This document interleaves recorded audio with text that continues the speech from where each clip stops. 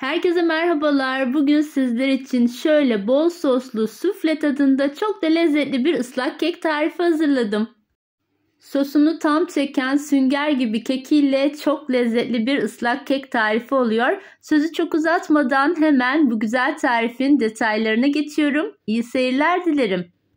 İlk olarak uygun bir kasenin içerisine 4 adet ortam sıcaklığında beklemiş orta boy yumurtamı alıyorum. Sonrasında üzerine şöyle klasik 200 mililitrelik su bardağıyla 1 bardak toz şeker ilave ediyorum. Toz şekeri ve yumurtaları şöyle mikser yardımıyla beyaz krema kıvamına gelinceye kadar en az 2 dakika boyunca çırpıyorum. Bu aşama çok önemli. Mutlaka şekerin güzelce eriyip yumurtaların da böyle krema kıvamına gelmesini sağlayın. Şimdi de kek karışımının içerisine 1 bardak sıvı yağ ve yine 1 bardak olacak şekilde sütü ilave ediyorum. Bu aşamadan sonra mikser kullanmayacağız. Çırpma teliyle şöyle bir karıştırdıktan sonra içerisine diğer katı malzemeleri ekleyeceğim. Ve mutlaka eleyerek içerisine ekleyelim. Şöyle 1 bardak unum var. Elemin içerisine aldım. Ardından üzerine 3 yemek kaşığı yani 50 gram olacak şekilde kakao ilave ediyorum. Kakaoyu da ekledikten sonra şöyle 1 paket kabartma tozunu ve yine 1 paket olacak şekilde de şekerli vanilini eleğimin içerisine alıyorum. Kek yaparken mutlaka katı malzemeleri bu şekilde eleyerek içerisine ilave edin ki içerisinde herhangi bir topaklanma meydana gelmesin.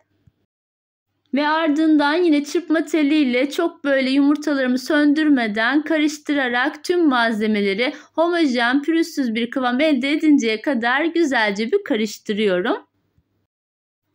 Ve ıslak kekimin şöyle kıvamını kontrol ediyorum. Biraz sulu kıvamda olduğu için bu aşamada 1 yemek kaşığı daha un ilave ettim. Sizler de lütfen kontrollü olarak ununuzu ekleyin. Çünkü yumurtanın büyüklüğüne göre her zaman alacağı un miktarı değişiklik gösterebiliyor.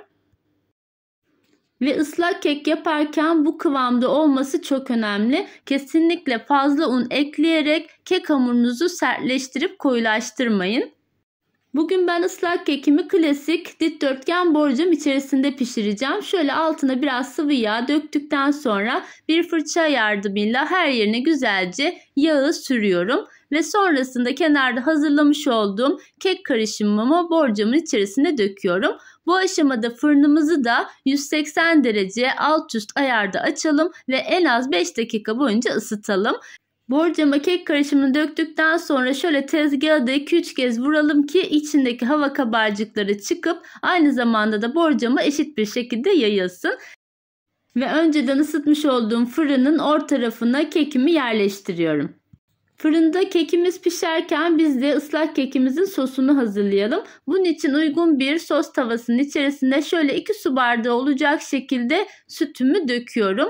Ardından üzerine 1 çay bardağı olacak şekilde toz şeker ilave ediyorum.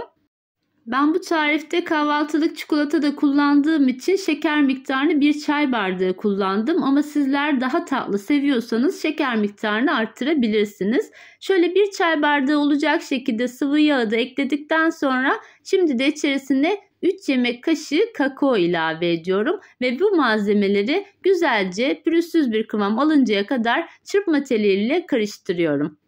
Sosumuzu ocak üzerine almadan önce şöyle güzelce bir karıştırın ki pişirme esnasında herhangi bir topaklanma olmasın. Bu çikolatayı da en son piştikten sonra üzerine dökeceğim.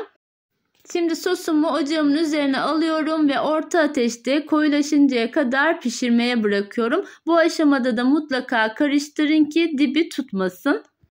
Evet, çikolata sosum pişti. Şimdi altını kapatıyorum ve şöyle 1 yemek kaşığı kahvaltılık çikolatayı içerisine ekleyerek güzelce içerisinde çikolatayı eritiyorum.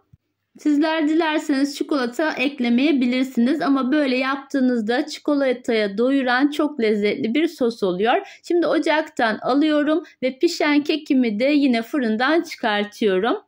Kekinizin pişip pişmediğini şöyle kürdan testi yaparak da kontrol edebilirsiniz. Kürdanınız böyle kuru bir şekilde çıkıyorsa artık kekiniz pişmiştir.